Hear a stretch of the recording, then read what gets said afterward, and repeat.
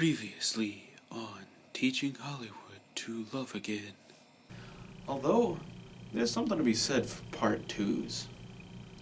In fact, I think next week, I'm gonna talk about sequels. I feel like I've been sitting here for like a week.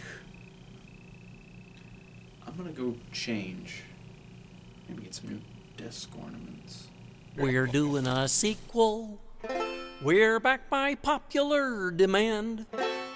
Come on, everybody, strike up the band. We're doing a sequel. That's what we do in Hollywood. And everybody knows that the sequel's never quite as good. I thought it was the end, but... I'm back. Hello, Internet. I'm called Matt. I've been trying to teach Hollywood, somewhat unsuccessfully, how to love again.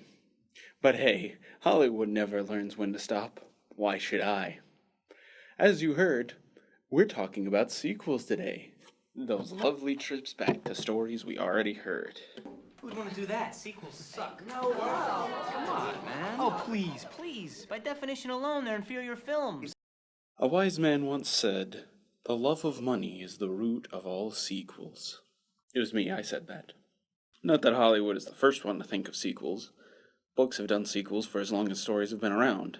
Heck, even Jesus had to follow up the success of the Old Testament with its sequel, the New Testament.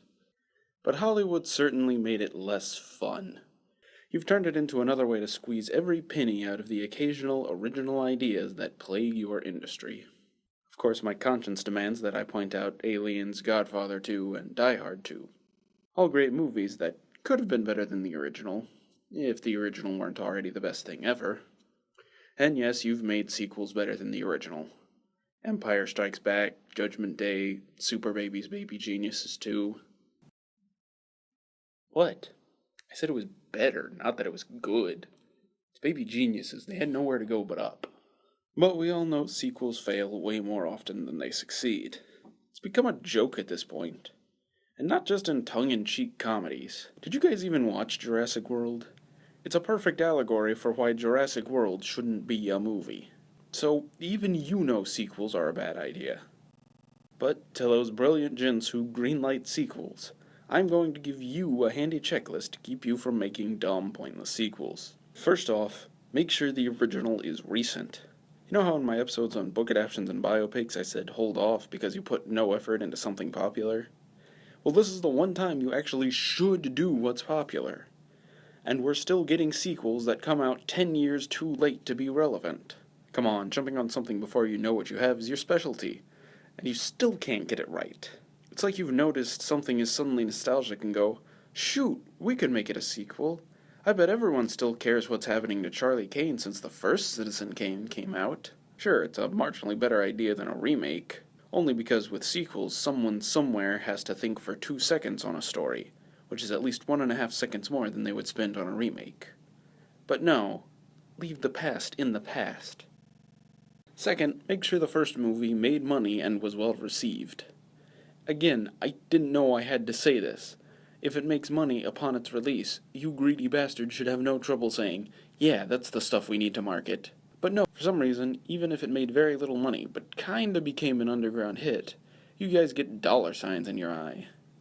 And yeah, it can be hard to gauge what counts as well-received, but in your never-ending quest to gain every penny you can, you should be able to judge what will and won't sell. If everyone hated Smurfs 1, of course they're gonna hate Smurfs 2. Duh! Finally, and most importantly, get most of the people associated with the original back. Sure, you can write out characters or recast people, I get it. Actors have a life outside of me. Maybe they're working on an original movie. I'm sorry, we all know that's not true. Maybe they're busy with Citizen Kane 2, Rosebud Vengeance, but if you don't have the original writer, director, and at least the main star, don't bother. This is the most important rule, and I'm going to explain why in a moment. But first, to all the big Hollywood executives who I'm sure are actually watching a 7-minute video making fun of them, I need you to go get your writers, actors, and directors and bring them here. Okay? Okay, writers, actors, directors, I trust you lot a little more than, the Hollywood types. You guys are the creative, artistic types, so I trust your judgment a little more than the money-groveling executives. Maybe it's a mistake, but whatever. The job now falls to you. Does this movie warrant a sequel? Can you tell a new story, or add new elements to the ideas presented in the first film? You know why Judgment Day was so great? Because it took the idea of a time traveler trying to protect a girl from a killer robot from the future, to the same killer robot from the future trying to protect that girl's son from an even more dangerous killer robot from the future. You know why Terminator 3 didn't work? Because it was also about the same killer robot protecting the girl's son from an even more advanced killer robot. You see the problem? More than that, are you on to the 4th or 5th movie and it's becoming clear people are sick of this idea? Give the studio what for? You have no obligation to make these movies. Unless you're under contract. Then that's your own damn fault, Dr. Faust. Anyways, that's all I'm going to say on the subject. From now on, you should be making only good sequels that live up exactly as much as the original did. Ball's in your court. You know, you could just keep making crappy ones and be the butt of your own jokes. You'll probably do that. Maybe I'll see you next week.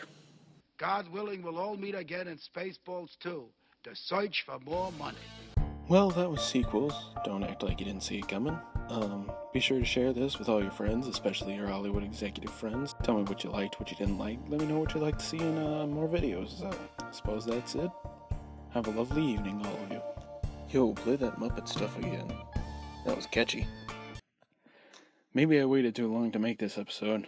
Now they've greenlit Space Jam 2, which is both out of date, terrible, and they didn't even get Michael Jordan.